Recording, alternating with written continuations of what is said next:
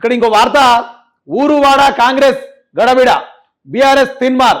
మహబూబ్ నగర్ జిల్లా బుత్పూర్ మండలం అన్నసాగర్లో పంచాయతీ ఎన్నికల్లో బీఆర్ఎస్ గెలుపుతో గ్రామస్తుల సంబరం అని చెప్పేసి కూడా ఇక్కడ మనం ఇక్కడ వార్త చూసుకోవచ్చు. ఊరువాడ కాంగ్రెస్ గడగడ, కాంగ్రెస్ పతనానికి ఇది నాంది. కేటీఆర్ కూడా ఒక వార్త వచ్చింది, దాని గురించి మీకు చెప్పే ప్రయత్నం చేస్తా. 3వ విడత పంచాయతీ ఫలితాల్లోనూ అధికార పార్టీకి ముచ్చెమటలు. గాంధీ భవన్ గాంట్రింపులు గాలికే, అధికార బెదిరింపులకు పాతరేసిన పల్లె. సీఎం సభ పెట్టిన చోట బీఆర్ఎస్ కే జై. గ్లోబల్ సమ్మిట్ ఊర్లోనూ అదే రిజల్ట్. కాళేశ్వరంపై గులాబీ జెండా, 1000 ఓట్ల మెజారిటీతో గెలుపు. కన్నెపల్లి సైతం సగం గ్రామాలను గెలవడానికి అధికార పార్టీ అపసోపాలు. పలు చోట్ల దాడులు, దౌర్జన్యాలు, ఎన్నికల్లోనూ ఆకృత్యాలు. కరీంనగర్ జిల్లా పైడిపల్లిలో గాల్లోకి కాల్పులు, లాఠీచార్జ్. ప్రతిఘటించిన బీఆర్ఎస్ కార్యకర్తలపై తీవ్ర నిర్బంధం.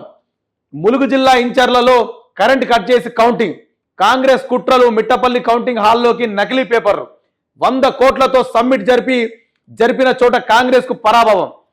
మీర్ఖాన్పేట పంచాయతీలో బీఆర్ఎస్ అభ్యర్థి గెలుపు.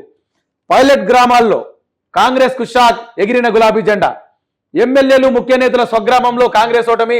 మంత్రి వాకిటి సొంత మండలంలో కాంగ్రెస్ కు చుక్కెదురని చెప్పేసి కూడా మనం ఒక వార్త చూసుకోవచ్చు. ఇక్కడ వాస్తవానికి 3వ విడత పంచాయతీ ఎలక్షన్ ముగిసిపోయింది, అయిపోయింది. అంటే తెలంగాణ రాష్ట్రంలో పంచాయతీ ఎలక్షన్స్ అయిపోయినాయి, గ్రామ పంచాయతీ.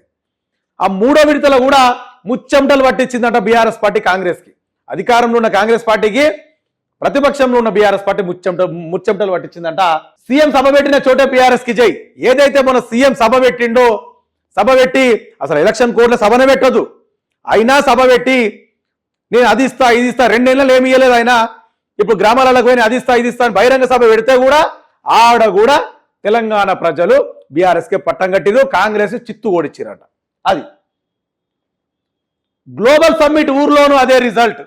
ఏదైతే గ్లోబల్ సమ్మిట్ అని చెప్పేసి ఆ ఊర్లో పెట్టిండు కదా, గ్లోబల్ సమ్మిట్ అని చెప్పేసి, ఆ గ్లోబల్ సమ్మిట్ అని పెట్టిన ఊర్లో కూడా కాంగ్రెస్ పార్టీని ఓడగొట్టిరు. ఇది పరిస్థితి. అదేవిధంగా కాళేశ్వరంపై గులాబీ జెండా. ఏదైతే కాళేశ్వరం అనేది ఊరున్నదో అక్కడ కూడా బీఆర్ఎస్ గెలిచిందట. 1000 ఓట్ల మెజార్టీతో గెలుపు. కాళేశ్వరం అనే గ్రామ పంచాయతీలా గులాబీ జెండా ఎగరడమే కాదు, 1000 ఓట్ల మెజార్టీతో గెలిచిందంట. అది నాటే జోక్. అది 1000 ఓట్లు అంటే నాటే జోక్. గ్రామ పంచాయతీలలో 1000 ఓట్ల మెజార్టీతో గెలిచింది. అదేవిధంగా కన్నెపల్లి పంప్ హౌస్ అని మనం అనుకుంటాం కదా, మాట్లాడతాం కదా. కన్నెపల్లి పంప్ హౌస్ అంటే కన్నెపల్లి గ్రామ పంచాయతీలో కూడా సేమ్ కాళేశ్వరంలో ఎట్లయితే గులాబీ జెండా ఎగిరిందో సేమ్ యాస్టీస్ అదే విధంగా అక్కడ కూడా గులాబీ జెండా ఎగిరింది. సగం గ్రామాలను గెలిపించుకోవడానికి అధికార పార్టీ నేతలు మాత్రం అపసోపాలు పడ్డారని చెప్పేసి కూడా ఇక్కడ వార్త. పలు చోట్ల దాడులు, దౌర్జన్యాలు, ఎన్నికలలో ఆకృత్యాలు. ఇక దాడులు, దౌర్జన్యాలు 1వ విడత నుంచి మొదలు పెడితే, అంటే జూబ్లీహిల్స్ నుంచి మొదలు పెడితే 1వ విడత గ్రామ పంచాయతీ నుంచి మొదలు పెడితే కూడా కాంగ్రెస్ పార్టీ వాళ్ళ ఆగడాలు, దాడులు ఎక్కడ ఆగలేదు. వాళ్ళు చేసే పని చేసుకుంటూనే వేరు. కరీంనగర్ జిల్లా పైడిపల్లిలో మాత్రము గాల్లోకి కాల్పులు, లాఠీచార్జ్ కూడా అయిందంట. బీఆర్ఎస్ కార్యకర్తలు ప్రతిఘటిస్తే వాళ్ళను కూడా తీవ్ర నిర్బంధం చేసిరు పోలీసులు. కాంగ్రెస్ వాళ్ళని మాత్రం ఈ పోలీసు వాళ్ళు ముట్టుకోరు, అల్కగా దొరికిరు బీఆర్ఎస్ వాళ్ళని చెప్పేసి వాళ్ళ మీద వీళ్ళ ఆధిపత్యం చూపిస్తారు. ములుగు జిల్లా ఇంచర్లలో కరెంట్ కట్ చేసి మరి కౌంటింగ్ అంట. ఇప్పుడు అధికారం ఉన్నది కదా అని చెప్పేసి ఎట్లా పడితే అట్లా దుర్వినియోగం చేసుకుంటా ములుగు జిల్లా కంచర్లంట ఇంచర్లలా కరెంట్ కట్ చేసి మరి కౌంటింగ్. అంత దుస్థితి. కరెంట్ కట్ చేస్తే కరెంట్ పోతే ఏం చేయాలా? కౌంటింగ్ ఆపాలి అంటే సొంతంగా వాళ్ళు కావాలని చెప్పేసి కరెంట్ కట్ చేసిర్రు. కరెంట్ కట్ చేసాక మరి అక్కడ ఉన్న వ్యవస్థ నేను మొత్తుకుంటుంది కూడా ఏంటంటే అసలు పోలీస్ వ్యవస్థ, ఎలక్షన్ కమిషన్ ఏం చేస్తుంది? ఇంత ఘోరంగా ప్రవర్తిస్తుంటే, కరెంట్ కట్ చేసి మరి కౌంటింగ్ చేసుకుంటుంటే మన ప్రజాస్వామ్య దేశంలో ఉన్నామా లేదా రాచరిక రాజ్యంలో ఉన్నామా? లేకపోతే రేవంత్ రెడ్డికి మొత్తం తెలంగాణ రాష్ట్రం అప్పచెప్పిర్రా? పోలీసు వాళ్ళు కావచ్చు, ఎలక్షన్ కమిషన్ వాళ్ళు కావచ్చు, నీ ఇష్టం ఉన్నట్టు చేసుకో సార్, ఇక్కడ ప్రజాస్వామ్యం లేదు, తెలంగాణ రాష్ట్రంలో అప్పచెప్పిరా ఏమన్నా? అట్లా అనిపిస్తుంది నాకైతే. అట్లా అప్పచెప్పిరు ఉంటారు కాబట్టి ఎట్లా పడితే అట్లా ఒక ఆయనేమో కూర్చేసుకొని ఎమ్మెల్యే ఆడ కూర్చుంటాడు, ఇంకొక ఎమ్మెల్యేనేమో చంపేస్తామని బెదిరిస్తుంటాడు. మొన్ననేమో కామారెడ్డి నిన్న ట్రాక్టర్ ఎక్కిస్తుండు చక్కగా మనిషి, మీకు ట్రాక్టర్ ఎక్కించి చెయ్యిలో కొట్టిండు. ఇక్కడ చూస్తేనేమో కరెంటులు కట్ చేసి మరీ కౌంటింగ్ చేసుకుంటున్నారు. అడిగిన వాళ్ళ పోలీసు వాళ్ళు లాఠీ చార్జ్, గాల్లో కాల్పులు. న్యాయం అడిగితే ఇది కష్టం. అదే ఇక చూడు, 100 కోట్లతో సమ్మిట్ జరిపిన చోట కాంగ్రెస్కు పరాభవం. ఏదో గ్లోబల్ సమ్మిట్ చేసిర్రు ఆ ఊర్లో, ఆడోడు కాంగ్రెస్ ఓడగొట్టిరు. అది మాత్రం కాంగ్రెస్ పార్టీకి జీర్ణం అవుతలేదు. అది మాత్రం కాంగ్రెస్ పార్టీకి అసలు జీర్ణం అవుతుంది. ఏమనంటే మేము మెజార్టీ సీట్లు కొట్టాం నిన్న రాత్రి నుంచి సోషల్ మీడియాలో గొప్పలు చెప్పుకుంటారు కదా, అది వాళ్ళ సంగతి. ఇక ఎమ్మెల్యేలు ముఖ్య నేతల స్వగ్రామంలో కాంగ్రెస్ ఓటమంటే అది మనకు తెలిసిందే. అలా నిన్న కూడా చెప్పిన నేను. మంత్రి వాకిటి సొంత మండలంలోనూ కాంగ్రెస్ చుక్కెదురు. మంత్రి వాకిటి సొంత మండలంలో మంత్రుల, ఇప్పుడు ఖమ్మం ఏరియా చూసుకుందాం, పొంగులేటి శ్రీనివాసరెడ్డి నుంచి మొదలు పెడితే, ఝాన్సీ రెడ్డి నుంచి మొదలు పెడితే, బీర్ల ఐలయ్య, చాలా మంది ఊర్లల్లా ఎమ్మెల్యే సొంత ఊర్లల్లా, మంత్రుల సొంత ఊర్లల్లా అంత దాకెందుకు? ముఖ్యమంత్రి సగం జిల్లా, మహబూబ్ నగర్ సగం జిల్లా బీఆర్ఎస్ కొట్టింది. మరి ఇక ముఖ్యమంత్రి దగ్గరనే ముఖ్యమంత్రిని నమ్మతలేరు ప్రజలంటే ఇక బయట వాళ్ళు నమ్ముతారు వీళ్ళని. ఇక ఏ గుర్తు లేకుండా ఇదంతా. రేపు కారు గుర్తు వస్తే ఏందో పరిస్థితి. రేపు ఎంపీటీసీ ఇట్లా కారు గుర్తు వస్తుంది, అప్పుడేందో పరిస్థితి చూడాలి. కారు గుర్తు వస్తే ఎట్లా గుర్తుతారో ఓట్లుగా చూడాలి సినిమా. అప్పుడు కాంగ్రెస్ పత్రానికి ఇది నాంది. కేటీఆర్, సాధారణంగా పంచాయతీ ఎన్నికల అధికార పక్షానికి ఏకపక్షంగా ఉంటాయి. వాస్తవమే అది. కాంగ్రెస్ పత్రానికి ఇది నాంది అని చెప్పేసి కేటీఆర్ గారు మాట్లాడుతున్నమాట. సాధారణంగా పంచాయతీ ఎలక్షన్ల మాత్రం ఇది వాస్తవం. కేటీఆర్ గారు అనేది ఎవరి ఎలక్షన్ నడిచినా కూడా, అంటే ఎవరు అధికార పార్టీ ఉంటే వాళ్లకు ఎక్కువ మొగ్గు చూపే అవకాశాలు ఎక్కువ ఉంటాయి. ఎక్కడ?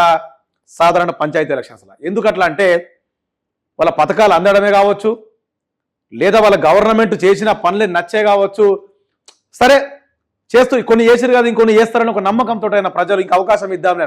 ఇక్కడ అవకాశం ఇవ్వని కాదు కదా, దగ్గర కూడా రానిచ్చే పరిస్థితులు.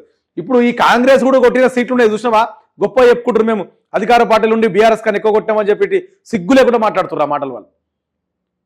వాస్తవానికి అధికారులను వాడుకొని, ఎలక్షన్ కమిషన్లు వాడుకొని, పోలీసులను వాడుకొని, అధికార యంత్రాంగాన్ని కంప్లీట్గా దుర్వినియోగం చేసి ఈ రిజల్ట్ తెచ్చుకున్న ఘన చరిత్ర తెలంగాణ రాష్ట్ర కాంగ్రెస్ సర్కార్. కానీ దాని వాళ్ళ చెప్పుకుంటారు. గ్రామ పంచాయతీలో ఇప్పుడు కొన్ని ఆంధ్రజ్యోతి, ఈనాడు, వెలుగు పేపర్ ఉన్నాయి కదా, అవి ఏం రాస్తున్నాయి అంటే పంచాయతీ ఎన్నికల్లో కాంగ్రెస్ జోరు, హస్తం జోరు, కాంగ్రెస్ దూకుడు ఆగలేదు అన్ని అట్లా అంటే అడ్డమైన వార్తలు, అవన్నీ పనికిరాని వార్తలు. కరెక్ట్ ప్రాంప్ట్గా రాయమని చెప్పాలని పేపర్ వాళ్ళని రాస్తారా? రాయలేరు వాళ్ళు. ఎందుకంటే డబ్బా కొట్టుకోవాలి కదా, వాళ్ళ గవర్నమెంట్ పేపర్లు అవన్నీ. అది రేవంత్ రెడ్డి గారికి పట్టుకోమలు ఈ పేపర్లు అన్నీ, కాబట్టి వాళ్ళు అడ్డ రాస్తారు. ముఖ్యమంత్రి కాలికి బలపం కట్టుకొని తిరిగిన మంత్రులు మోహరించిన సగం సీట్లు సాధించడానికే తంటాలు పడ్డారు. అధికార పార్టీ ఇంత తక్కువ స్థానాలకు పరిమితం కావడం, ప్రధాన ప్రతిపక్షం ఇన్ని పంచాయతీలు గెలవడం చరిత్రలో లేదు. ఇది కాంగ్రెస్ పార్టీ మోసాలు, వైఫల్యాలపై తెలంగాణ పనులు మోగించిన జంగ్ సైరన్. వాస్తవానికి తెలంగాణ ప్రజల్లో తిరుగుబాటు మొదలైందనే చెప్పాలి. కాంగ్రెస్ పార్టీ మీద తెలంగాణ ప్రజల్లో తిరుగుబాటు మొదలైంది, స్టార్ట్ అయింది రేవంత్ రెడ్డికి ఈ పంచాయతీ ఎలక్షన్ నుంచే. చరిత్రలో ఇంతవరకు కూడా ప్రధాన ప్రతిపక్షం ఇన్ని సీట్లు సాధించిన చరిత్ర లేదంట. అధికార పక్షము 50% మేము కొట్టుకొచ్చినామని చెప్పి గొప్ప చెప్పుకున్నాం, ఆ చరిత్ర ఇంతవరకు లేదంట.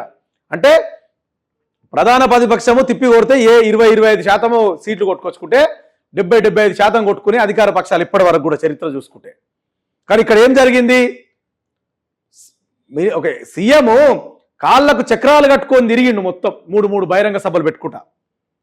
అసలు గ్రామ పంచాయతీ ఎలక్షన్స్కు ముఖ్యమంత్రి అన్నట్టునే పోవడం. అసలు ఆయన మంత్రులు, ఎమ్మెల్యేలు, కార్పొరేటర్లు, కౌన్సిలర్లు, మేయర్లు అని ఊరికి ముగ్గురిని పెట్టుకుంటా బెదిరించారు. మళ్ళా వాళ్ళు ఓట్లు అడగలే. అక్కడ ఓట్లు ఎట్లా అడుగుతారు? ఏమైనా చేస్తా ఓట్లు అడుగుతారు వాళ్ళు. మేము ఇది చేసినామమ్మా, మా కోటేరియా అని అడుగుతారు. ఏం చేయలే కాబట్టి బెదిరింపులు దిగిరు. ఆ బెదిరింపులు కొన్ని చాలా సక్సెస్ అయినాయి కాబట్టి ఆ సీట్లు వచ్చాయి.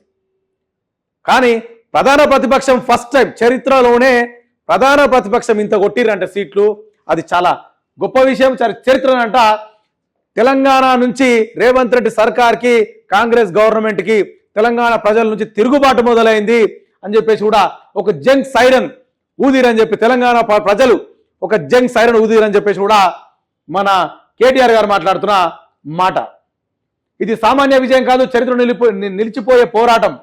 యుద్ధంలో సైనికుడిలా పంచాయతీ ఎన్నికల్లో పోరాడిన ప్రతి బీఆర్ఎస్ కార్యకర్తకు శిరస్సు వంచి సలాం చేస్తున్నా. ఆదిలాబాద్ నుంచి అలంపూర్ వరకు ప్రతి గులాబీ సైనికుడి కళ్ళలో కనిపించిన పౌరుషం పార్టీకి కొండంత బలాన్ని ఇచ్చింది. పల్లె పోరులో అరాచక కాంగ్రెస్ రేవంత్ రెడ్డిని మట్టి కరిపించేందుకు మా శ్రేణులు చేసిన ఈ అలుపెరిగిన పోరాటం చరిత్రలో నిలిచిపోతుందని చెప్పేసి కూడా మనం ఇక్కడ ఒక వార్త చూసుకోవచ్చు కేటీఆర్ సంబంధించింది. షేర్ చేయండి, లైక్ చేయండి, సబ్స్క్రైబ్ చేయండి. మరిన్ని వీడియోల కోసం బెల్ సింబల్ పై క్లిక్ చేయండి.